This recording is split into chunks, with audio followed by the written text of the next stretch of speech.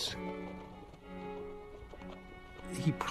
Es probable que conocieran las diferencias existentes entre las tribus, a personas que hablaban otros idiomas, a cristianos y a judíos. Seguramente conoció sus religiones, sus creencias y sus culturas. Mahoma tuvo que ser consciente de que para judíos y cristianos las Sagradas Escrituras eran muy importantes. Ambos tenían escritos sobre mensajes enviados por Dios a los profetas, y eso era un modo mediante el que la gente se relacionaba con lo divino.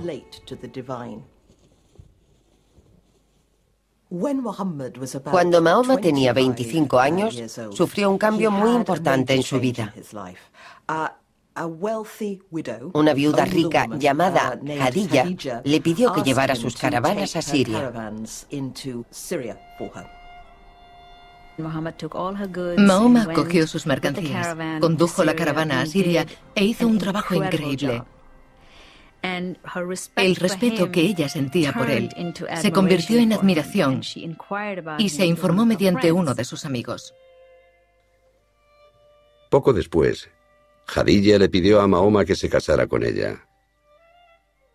«Me gustas por la relación que mantenemos», le dijo, «y la buena reputación que tienes entre tu gente. Eres de confianza, sincero y tienes buen carácter». Es muy interesante, porque ella era una mujer muy hermosa, pero tenía 40 años. Era una mujer madura. Él solo tenía 25 y era huérfano. Aceptó su proposición. Se hicieron los preparativos y se casó con ella. A menudo la gente dice despreciativamente que fue un simple matrimonio de conveniencia, que se casó con la viuda rica por su propio beneficio. Pero no me cabe duda de que amaba profundamente a Khadija. En su matrimonio, Khadija y Mahoma tuvieron 4 hijas y 2 hijos que murieron durante la niñez. Era un padre de familia y respetado mercader de éxito. Pero a medida que se aproximaba su 40 cumpleaños, sentía mayor preocupación por los problemas sociales en la Meca. En pocas generaciones pasaron de una existencia brutal en las etapas arábigas a ser banqueros, hombres de negocios y mercaderes con mucho dinero, por supuesto para deleite de todos. Pero hubo un momento perturbador porque la economía de mercado exigía, como sabemos demasiado bien en Occidente, una actitud muy competitiva. La gente ya no sentía el deber de cuidar de los pobres y necesitados, ni de los miembros más débiles de la tribu Quraysh. Su único objetivo era ganar todo el dinero posible. Vivían en una sociedad maravillosa. Era una próspera ciudad comercial en la que hacían buenos negocios. Era una sociedad bastante rica. Pero, como en todas las sociedades ricas, surge cierta tendencia hedonista y empezaron a buscar los placeres de la vida. Mahoma solía retirarse a las montañas próximas a la Meca a meditar. Fue durante uno de esos retiros, en el año 610, cuando tuvo una experiencia que transformaría la historia. El profeta solía retirarse de vez en cuando a una colina llamada Jabal al-Nur, el monte de la luz.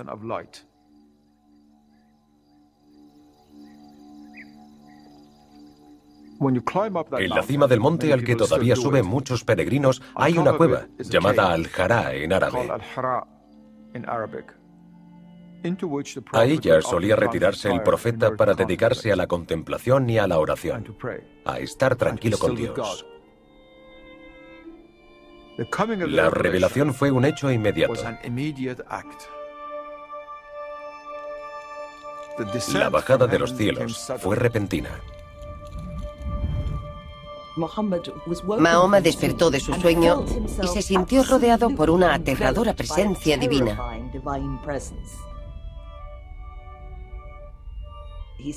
Afirmó que un ángel parecía querer apretarlo en un abrazo devastador. Sintió cómo el aire abandonaba su cuerpo y oyó una voz que le dijo: «Recita». Y Mahoma contestó, no, no soy un recitador. La voz volvió a decirle, recita, recita. Y empezó a apretarlo más fuerte de lo que podía soportar. Entonces sintió cómo las inspiradoras palabras de unas nuevas escrituras en árabe brotaban de sus labios.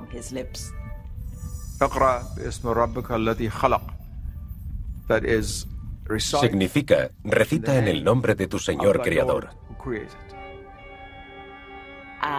Había nacido el Islam. Por supuesto, tras recibir la palabra divina, empezó a temblar y a asustarse porque no existe un terreno común entre la realidad humana y la realidad divina. Y salió de la cueva. Cuando salió corriendo de la cueva, miró atrás y el arcángel ocupaba todo el cielo. Mirara donde mirara, solo veía a Gabriel. No era una simple imagen angelical, sino una presencia, un poder. Así es como el inefable, incomprensible, absolutamente trascendente e indescriptible Dios se nos da a conocer.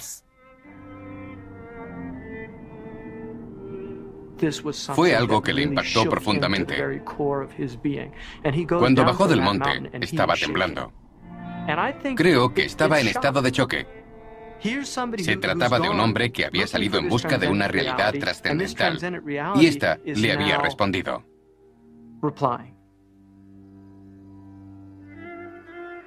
Mahoma estaba tan impactado por la experiencia que temía haber sido poseído.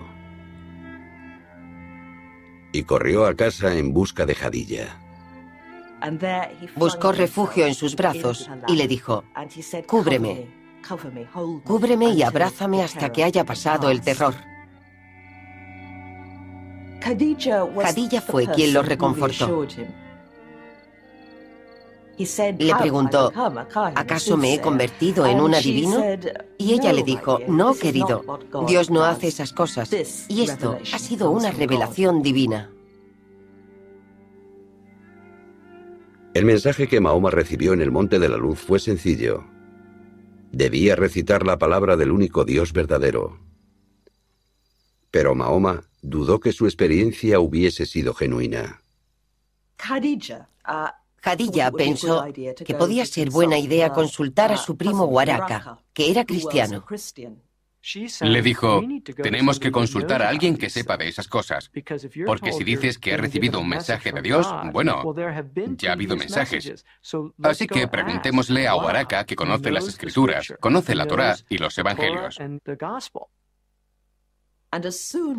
Cuando Waraka se enteró de lo sucedido, dijo, Mahoma es el profeta que llevará la revelación del único Dios a los árabes. Y le advirtió de que le sobrevendrían tiempos difíciles. Le dijo, tu pueblo te rechazará y te expulsarán de tu ciudad. Es algo que no le había pasado nunca a ningún ser humano, excepto a los perseguidos, porque eso minaba el paradigma.